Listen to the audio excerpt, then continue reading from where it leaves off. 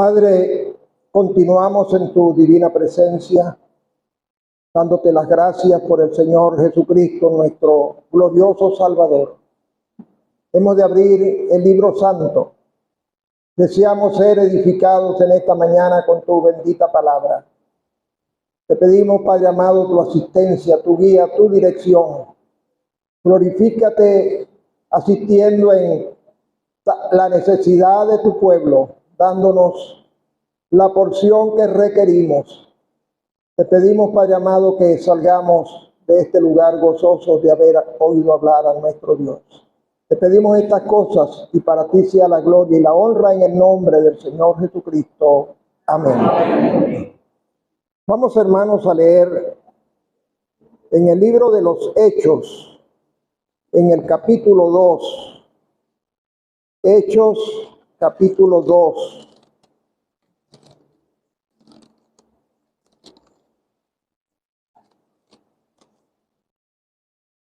Dice la Escritura: cuando llegó el día de Pentecostés, estaban todos unánimes juntos, y de repente vino del cielo un estruendo como de un viento recio que soplaba, el cual llenó toda la casa donde estaban sentados. Y se les aparecieron lenguas repartidas como de fuego, asentándose sobre cada uno de ellos. Y fueron todos llenos del Espíritu Santo y comenzaron a hablar en otras lenguas según el Espíritu les daba que hablasen. Vamos ahora a pasar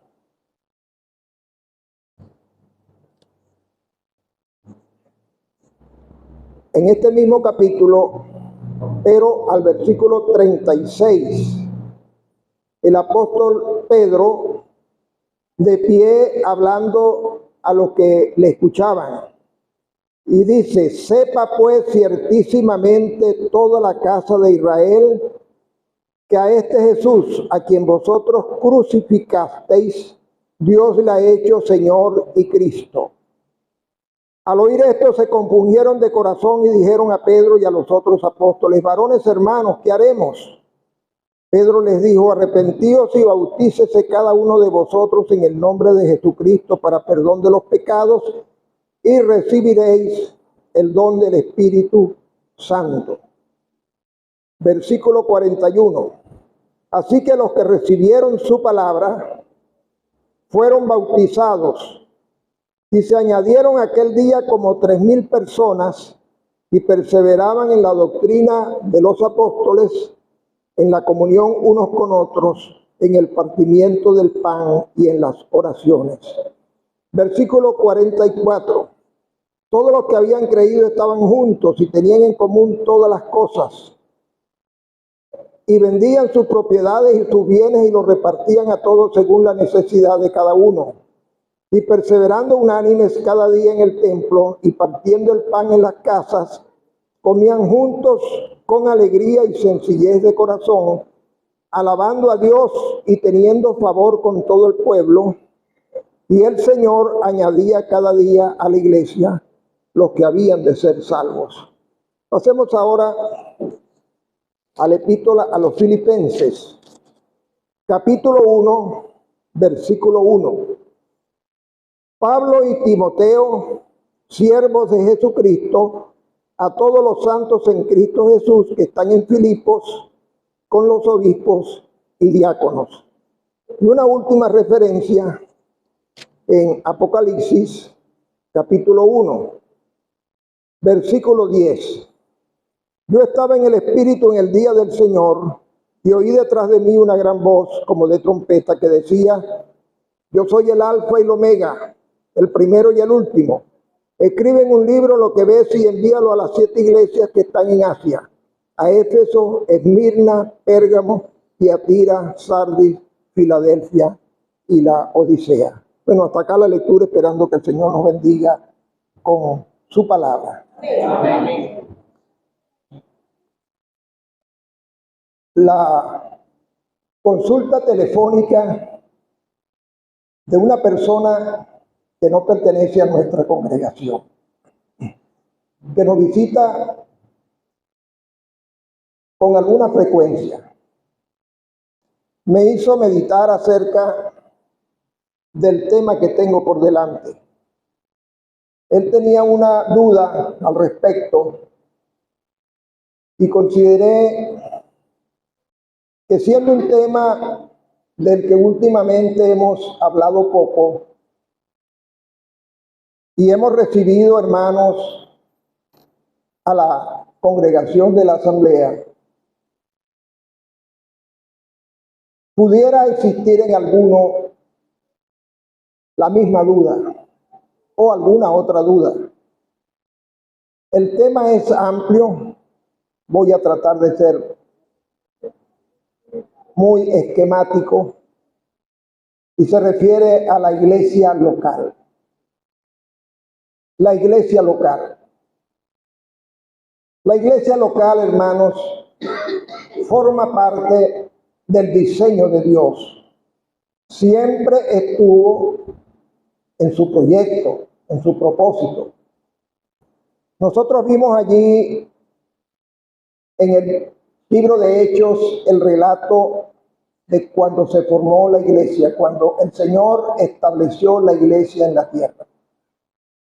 Bajó el Espíritu Santo sobre aquellos discípulos del Señor, fueron sellados con el Espíritu y se estableció lo que se conoce como la Iglesia Universal. Es decir, la que comprende a todos los creyentes en todos los tiempos y en todos los lugares. Por supuesto, en este primer caso, nada más vemos allí en Jerusalén y en un tiempo definido. Pero posteriormente vemos como el apóstol Pedro predica el Evangelio, presenta a Cristo. Muchas personas creen en el Señor. Este término de recibir su palabra es creer, aceptarla. Dice la Escritura que fueron bautizados y fueron agregados. Ya acá vemos entonces la figura de una iglesia local. Una iglesia local establecida en Jerusalén. Lo que ocurre es que es el único caso en toda la historia en que hubo coincidencia de la iglesia universal con la iglesia local. Los creyentes que constituyen la iglesia universal eran los mismos que estaban allí en Jerusalén. Pero luego vemos cómo estos creyentes fueron esparcidos y fueron predicando y fueron surgiendo grupos de creyentes que se fueron estableciendo en congregaciones mediante la voluntad del Señor, mediante su autoridad, y entonces surgieron muchas iglesias locales. Y ese efecto, ese ejercicio de predicar el Evangelio fue dando frutos a través de los siglos, y aquí estamos nosotros, congregados al nombre del Señor en una iglesia local. Entendiendo, tal vez todos tengamos claro que una iglesia es una congregación de creyentes en Cristo, no las paredes, no edificación. Es una congregación, un grupo de creyentes en Cristo. Ahora, la Escritura, la Biblia, la palabra de Dios, establece un modelo, establece patrones. Y yo he pensado siempre, hermanos, en que si el hombre hubiese seguido, cuando digo hombre me refiero a la especie humana, hubiese seguido el patrón de Dios, mire, las diferencias que existiesen entre las congregaciones fuesen mínimas, fuesen muy pocas. Algunas pequeñas costumbres que no tenían nada que ver con doctrina ni nada que pudiese influir en lo espiritual. Pero hermanos, tristemente vino el agregado humano. Y ese agregado humano produjo diferencias. Y una de las diferencias que produjo, saliéndose del patrón divino, es ponerle nombres a las congregaciones. El patrón divino dice que la congregación recibe como nombre el lugar donde se congrega, donde nos reunimos. Ese es el nombre. ¿Cómo se llama la asamblea donde estamos congregados? Punto Fijo Centro, porque estamos en el centro de Punto Fijo. Usted busca el directorio y aparece Punto Fijo Centro. Y hay hermanos que se están congregando en esta hora en el sector Unión. Y hay hermanos en Buenavista. Y pare de contar. El lugar. Leímos allí en Filipos, sencillamente para que viéramos cómo escribe el apóstol. A los santos congregados en Filipos, con los ancianos y los diáconos. Esa es una iglesia local. Ahora, lo importante, hermanos, que es la iglesia local, lo vital, El Señor lo sabía. ¿Cómo podemos nosotros ejercitarnos si no existe una iglesia local? ¿Cómo reunimos nosotros, imagínese usted, la iglesia universal? ¿Cómo hubiésemos participado nosotros en la mañana de hoy de la cena del Señor? Esos son actos propios de la iglesia, que debe ser realizado en presencia de la iglesia.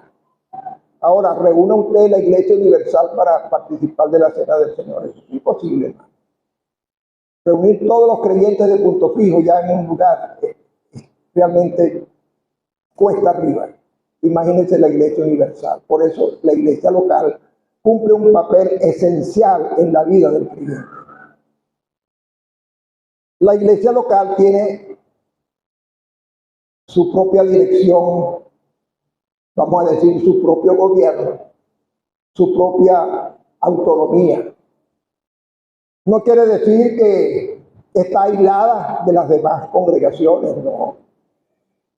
Hay una comunión perfecta, estamos unidos por Cristo, pero la iglesia de Punto Fijo, la iglesia local de Punto Fijo, tiene unos ancianos que están al frente, que administran la vida espiritual y también todo lo material en la congregación, y así lo hay en cada iglesia local.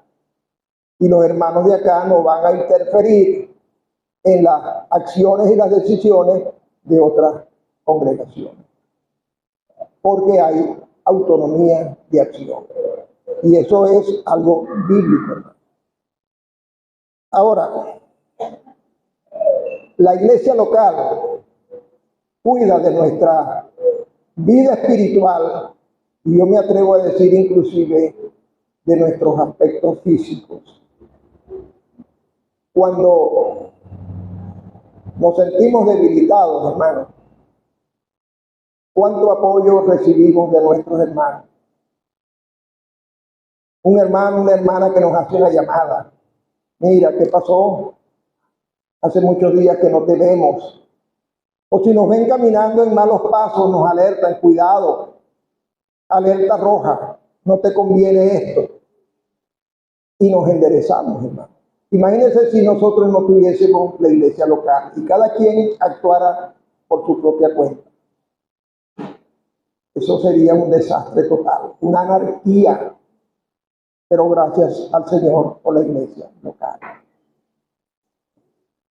En la iglesia local, nosotros nos ejercitamos. El Señor repartió dones. Hermanos, y los dones pertenecen a la iglesia. No le pertenecen al creyente. El creyente debe ejercitar sus dones en la iglesia. Y los ancianos, como sobreveedores, deben conocer al rebaño y administrar esos dones, saber el don que cada hermano tiene para ser utilizado en el crecimiento y en la edificación de la iglesia. Lo mismo con las hermanas, conocer qué le ha dado el Señor a cada hermana para su servicio en la iglesia. La iglesia local, y esto es un acto propio de la iglesia, también disciplina. Esto no se puede hacer en otro lugar. Como no se puede hacer en otro lugar bautizar, hermano. El bautismo es propio de la iglesia. No nos podemos reunir un grupo de hermanos sin la autorización de la iglesia para realizar un bautismo. Ese es un acto propio de la iglesia, al igual que la disciplina. Un acto que debemos reconocer que duele. No solo le duele al que la recibe, y debe dolerle. Nos duele a nosotros lo que la aplicamos, porque no son los ancianos los que la aplican, es la iglesia. Nos duele, lloramos cuando hay disciplina. Hermanos, pero qué buena es la disciplina. Dios sabe lo que nos conviene. Él sabe lo que es para nuestro bien. es para enderezar los pasos de alguien que perdió el rumbo, que perdió el blanco, y entonces el Señor disciplina. Hermanos, el formar parte de una iglesia local no es una opción, es un mandamiento. El Señor nos manda a congregarnos. Pero congregarnos, hermanos, no es venir frecuentemente a las reuniones de la congregación, de la iglesia local, de la asamblea. Congregarse es formar parte, ser miembro de la asamblea, estando en plena comunión en la asamblea. Eso es congregarse. Y toco este tema, hermano, y este es el último punto para no quitarle tiempo al hermano Seas, que quería subir primero, y yo le rogué que me dejara a mí, y él me dijo, pero yo hablé primero, pero después dijo, bueno, anda tú. Fue muy gentil y le agradezco, porque yo quería pasar este susto antes que él. Con esto termino, hermano. Hay hermanos que han profesado fe y no tenemos dudas de que su andar es de creyente, pero pasa el tiempo y pasa el tiempo y pasa el tiempo y lo vemos todo el tiempo, como decimos comúnmente, porque es la costumbre, sentados allá detrás y no procuran el bautismo y la comunión en la asamblea. Eso es extraño, hermano. Eso es extraño en un creyente. Eso no debe ser. Eso no debe ser la naturaleza de un creyente. Hay otros que estos sí están desorientados, que van a un sitio y van a otro y van a otro y van a otro. Tampoco, eso no es congregarse. Que yo me congrego más que los demás porque yo el lunes voy a un grupo, el martes voy a otro y el miércoles voy a otro y el jueves voy a otro, y no están pendientes ni siquiera de la doctrina que se imparte en esos sitios. Ahí hay que tener cuidado. Ahí sí hay que hacer una introspectiva y una revisión de corazón. Pero también se da el caso de hermanos que han estado en la comunión en la asamblea y cometieron un error como cualquiera de nosotros lo puede cometer y fueron apartados. Y pasan los años y conversamos con ellos y dicen, sí, yo estoy restaurado, yo me restauré delante del Señor. Pero pasan los años y siguen atrás. No buscan comunión. Algo raro hay allí, hermanos. Repito, porque esa no es la naturaleza del creyente. Y no es, repito, una opción. No es que yo lo tomo o lo dejo. Yo puedo estar en la comunión en la asamblea o no estarlo. No, hermano. Todo creyente en Cristo debe procurar obedecer el mandamiento del Señor de formar parte de una asamblea, de la comunión de una asamblea, de ser miembro de una asamblea local, de una iglesia local. Y voy a hacer un paréntesis para contarles algo. Lo importante, hermanos, que es investigar. Nos descuidamos mucho en esto. Yo investigando aprendí mucho. Y una de las cosas que aprendí es que la palabra membresía que nosotros usamos tanto no existe, hermano. No existe en el diccionario. Nosotros decimos la membresía de la asamblea, pero esa palabra no existe. La palabra que se usa es ser miembro de una asamblea, pero la membresía, algún día tal vez la academia tendrá que agregarla por el uso y costumbre, como decía Marco, pero esa palabra no existe. A veces, hermanos, leemos mal porque no leemos la Biblia como debe ser. Hablamos mal porque no leemos la Biblia como debe ser. Escribimos mal porque no leemos la Biblia como debe ser. No es porque no fuimos a la escuela. Nuestra mejor escuela es la Escritura, hermano. Y qué bien revisada, qué bien desarrollado está este libro en todos sus aspectos, para no solamente instruirnos en lo espiritual, sino también darnos excelentes cátedras gramaticales. Bueno, hermanos, amemos la asamblea, amémosla, sepamos lo que vale. No hablemos mal jamás de nuestra iglesia local en ningún lugar, hermano, y mucho menos en otras congregaciones. Si hay alguna diferencia, busquemos los ancianos. No corramos a decírselo a cualquiera de nuestros hermanos, porque ya allí no hay una búsqueda de solución. Vamos directo a los ancianos y decimos, hermano, yo creo que esto no es así y que no estoy de acuerdo con esto. Y los hermanos, conocedores de las Escrituras y conociendo la responsabilidad que tienen, los hermanos van a tomar cartas en el asunto. Y eso estoy seguro que cualquier problema se va a resolver. Pero hermanos, amemos nuestra asamblea. Jamás demos lugar a que se señale nuestra asamblea. Cuidemos el testimonio de nuestra asamblea, porque la iglesia local es obra de Dios, es obra del Señor, y es una gran bendición que nosotros formemos parte de una iglesia local. El Señor nos asiste, hermanos, y Él nos edifique en esta mañana con su bendita palabra. Amén.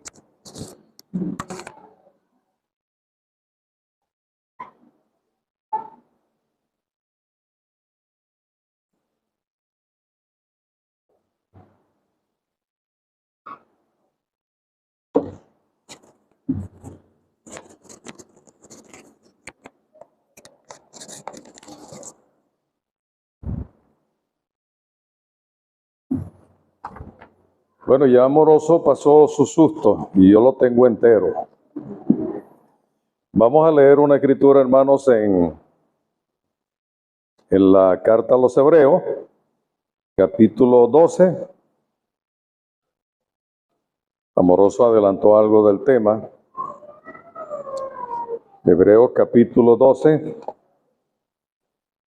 en el versículo 5, dice la palabra del Señor lo siguiente: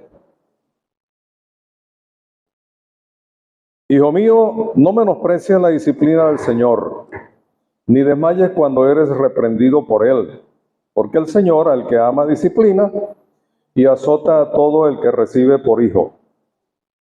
Si soportáis la disciplina, Dios os trata como a hijos, porque ¿qué hijo es aquel a quien el Padre no disciplina? Pero si se os deja sin disciplina, de la cual todos han sido participantes, entonces sois bastardos y no hijos. Por otra parte, tuvimos a nuestros padres terrenales que nos disciplinaban y los venerábamos. ¿Por qué no obedeceremos y mucho mejor al Padre de los Espíritus y viviremos? Y aquellos ciertamente por pocos días nos disciplinaban como a ellos les parecía, pero para lo que nos es provechoso, para que participemos de su santidad. Es verdad que ninguna disciplina al presente parece ser causa de gozo, sino de tristeza, pero después da fruto apacible de justicia a los que en ella han sido ejercitados. A los que en ella han sido ejercitados. Cuando escuchamos la palabra disciplina, generalmente pensamos en alguna corrección, en alguna especie de castigo, de consecuencia por algo que no ha estado bien, por algo que hemos hecho mal. Pero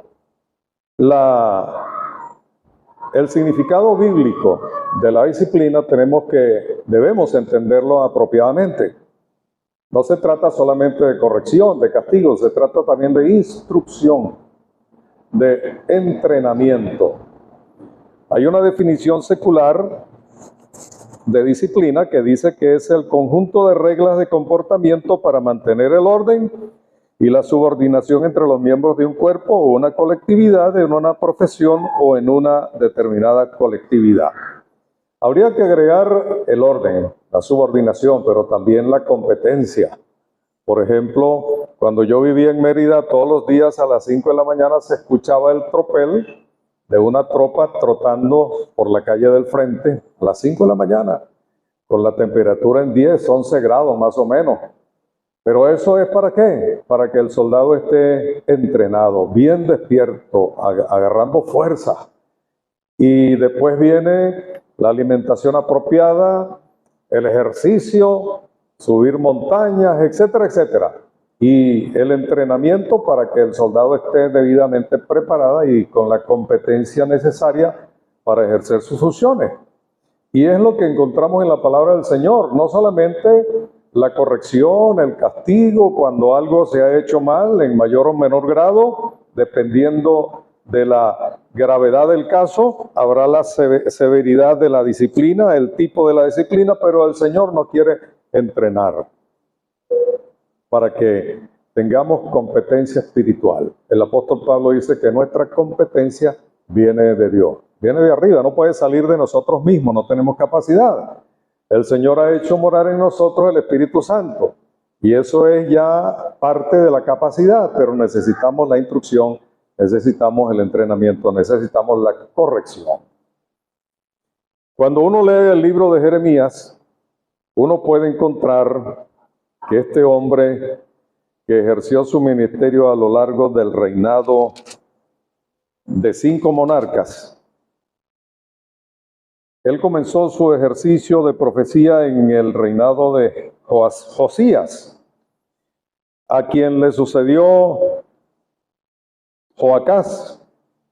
Después de Joacás, el siguiente rey fue Joacín, y después fue Joaquín, y por último, Sedequías. Estamos hablando del reinado de Judá. El único de quien se reseña una buena conducta, fidelidad al Señor es Josías. De resto, los demás reyes fueron perversos. Y durante el reinado de ellos comenzó el juicio de Dios sobre aquel país, sobre aquella nación, como fue la deportación finalmente a Babilonia. Y allá estuvieron 70 años hasta que pudieron regresar de nuevo a la tierra. Pero a lo largo del ministerio de Jeremías, a lo largo de ese libro, uno puede ver varios elementos en su mensaje. Uno de esos elementos es el diagnóstico que Dios hace de la condición del pueblo de Judá. Y también hay menciones sobre el reinado completo de Israel. Había habido la división del reino, pero sobre todo la profecía, el ministerio de Jeremías se enfoca al reino de Judá. Y Dios hace un diagnóstico. ¿Por qué? ¿En qué situación se encuentra su pueblo? Lamentablemente.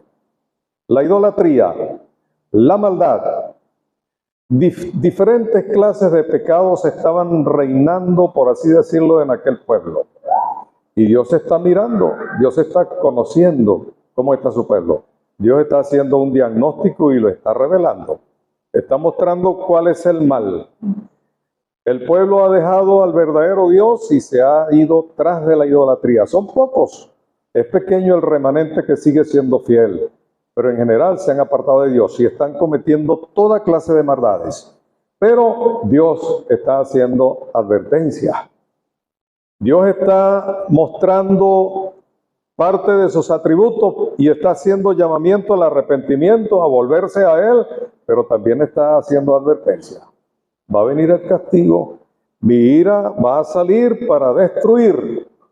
En una ocasión la versión Reina Valera utiliza el término aniquilarte, pero ya vamos a ver cómo Dios modifica esa expresión y se expresa mejor, valga la redundancia. Pero Dios está advirtiendo al pueblo que va a haber un castigo, va a haber una disciplina, va a haber una corrección. Eso no se va a quedar así. Y otra de las cosas que Dios muestra aquí a lo largo del libro es lo que es su justicia. ¿Por qué es que Dios advierte que va a castigar y severamente a este pueblo? Porque Él es justo. En uno de esos versículos que uno lee en el libro de Jeremías, el Señor, después de mostrar la gravedad de las faltas, de los pecados de ese pueblo, dice, ¿no podré yo dejar esto sin castigo? Él se pregunta a sí mismo en forma retórica, ¿cómo hago yo para dejar esto y pasarlo por alto? Tengo que castigarlo. Él tiene que revelar su justicia. Él tiene que ser tenido por puro en su juicio. Él no puede soslayar el pecado. Él no puede pasar por alto la maldad. Él está obligado, se siente obligado por ser justo a castigar a su pueblo. Pero también el Señor, a pesar de que hace esas advertencias, Él muestra su amor. Es su pueblo, lo sacó de Egipto, lo llevó a través del desierto para que heredaran la tierra prometida. Pero el pueblo se pervirtió, pero sigue siendo el pueblo de Dios y Dios lo sigue amando. Y en cierta ocasión Él les dice, con amor eterno te he amado, por tanto te prolongué mi misericordia. El Señor no pone a un lado su misericordia, diagnostica la maldad, hace advertencia, llama al arrepentimiento. ¿Y por qué lo hace? Porque tiene misericordia de su pueblo. Y Él quiere que su pueblo sea restaurado, pero tiene que proceder al castigo, tiene que recurrir a la disciplina. No puede pasar por alto la maldad. Y el Señor habla de su amor eterno, el Señor habla de su misericordia, de su justicia, y hay unas expresiones, hermanos, que nos revelan cómo el Señor se siente en relación al pueblo de Israel, en relación a Judá. Pertenencia amorosa lo he llamado yo. Hay unos versículos en los que el Señor llama a ese pueblo mi casa, mi casa. Él no está desechando al pueblo, Él está considerándolo mi casa, pero también lo llama mi heredad. También lo llama amor de mi alma. También lo llama mi viña. Lo llama mi heredad deseada. Lo llama mis ovejas. Y en una ocasión se refiere a Efraín, que formaba parte del reino de Israel, como hijo precioso. Hijo precioso. Tanta maldad hay en este pueblo que se ha apartado de Dios. Aun cuando en el desierto habían caído en graves pecados, Dios en su misericordia, en su gracia, en su bondad, Él dice, no ha visto iniquidad en Israel. Dios sigue amando a su pueblo y miren cómo Él muestra esa pertenencia amorosa a su pueblo y les muestra compasión. Les muestra compasión. Les hace saber su soberanía. Dios ha determinado que el rey de Babilonia ha recibido todos los reinos del mundo. Ha recibido potestad sobre las bestias. Va a derrocar al imperio asirio. Va a derrocar a Egipto y va a venir sobre el pueblo de Judá también para ejercer la ira de Dios, para mostrar el disgusto de Dios y para disciplinar a este pueblo. La ciudad va a ser puesta a fuego, va a ser quemada, va a ser destruida y el pueblo va a ser llevado cautivo a Babilonia. Dios está haciendo todas esas advertencias y Dios dice, lo voy a hacer porque así lo he decidido. Él es soberano y Él llama a Nabucodonosor, su siervo, lo llama su siervo, va a ser Nabucodonosor, el rey, el emperador de Babilonia, el rey de Babilonia. Él va a prestar un servicio a Dios, siendo el instrumento escogido en la soberanía de Dios para castigar al pueblo de Judá, para disciplinarlo, para entrenarlo, para llamarlo al arrepentimiento, para que se dé cuenta de lo que está pasando. Pero el Señor, ¿cuál es la finalidad de esa disciplina, de ese castigo que Él va a traer a su pueblo? La restauración. Algunos capítulos hablan de esto. Dios quiere traer a su pueblo de nuevo, recoger sus ovejas, organizar su casa, su viña, ponerlos en aquel lugar, sembrarlos, dice Él, para que nunca más salga de allí. Sabemos que esto no se ha cumplido totalmente, pero nosotros podemos ver como quien dice los trailers de lo que va a ser Israel en el milenio. Eso lo vemos todos los días. La historia se encarga de mostrarnos los progresos que hay en Israel. Eso es tema de otra ocasión, probablemente, pero el Señor lo que quiere es restaurar a su pueblo. Eso es lo que Él tiene en mente. Él no quiere aniquilar, destruir. Él incluso habla de destruir al pueblo, pero no del todo. De ninguna manera te dejaré sin castigo, pero te tengo que castigar, dice el Señor. Soy justo y mi justicia tiene que ser reivindicada, tiene que ser puesta por alto.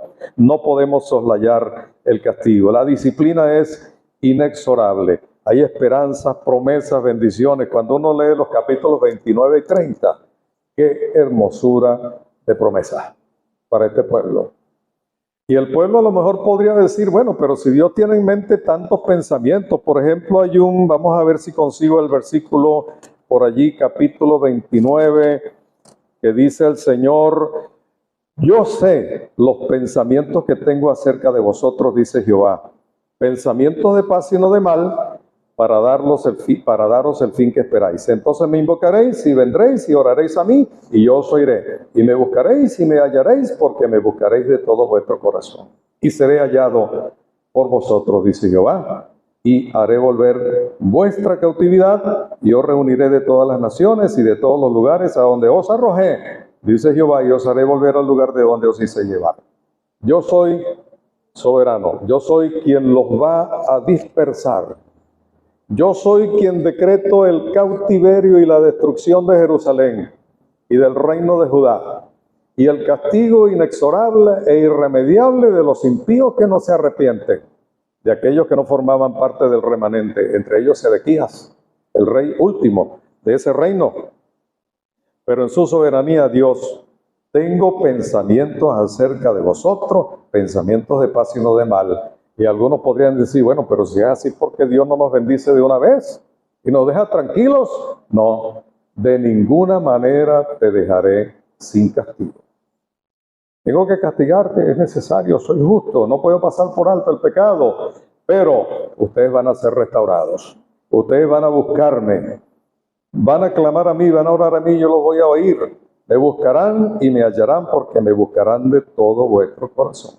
Hacia allá iba a llevar la disciplina del Señor, el castigo del Señor, y es lo que Dios tenía en mente: restaurar a su pueblo, traerlo de nuevo a la tierra prometida, sembrarlos de nuevo, que Jerusalén fue reedificada. Ahí le tenemos el libro de Esdras, el libro de Nehemías, hablando de la reconstrucción, del regreso del pueblo a Jerusalén. Dios tenía esto en mente, pero tengo que pasar por la disciplina, dice el Señor. Un nuevo pacto, capítulo 31 de Jeremías. Ese pacto de que el Señor hizo mención aquella noche: esta es mi sangre del nuevo pacto. Ese pacto abarca al pueblo de Judá, abarca al pueblo de Israel en su totalidad, pero se ha manifestado primeramente en la iglesia mediante la sangre derramada del Señor Jesucristo. Entonces, hermanos, nosotros podemos ver algo de cómo es nuestro Dios a lo largo del libro de Jeremías y de lo que pasaba con el pueblo de Israel, con el pueblo de Judá. Su disciplina, su soberanía, su amor que Él no deponía a un lado. Él estaba castigando con amor. Los que somos padres sabemos con cuánto dolor y con cuánto amor corregimos a un hijo. Y le propiciamos algún dolor porque faltó a las instrucciones recibidas y porque necesita una corrección. Pero eso lo hacemos con amor y a veces con lágrimas en los ojos, y después lo abrazamos para decirle que lo amamos y que lo que estamos buscando es su bien, que Él se desarrolle apropiadamente. Y las bendiciones, el fruto apacible de justicia, viene después al que es ejercitado en la disciplina.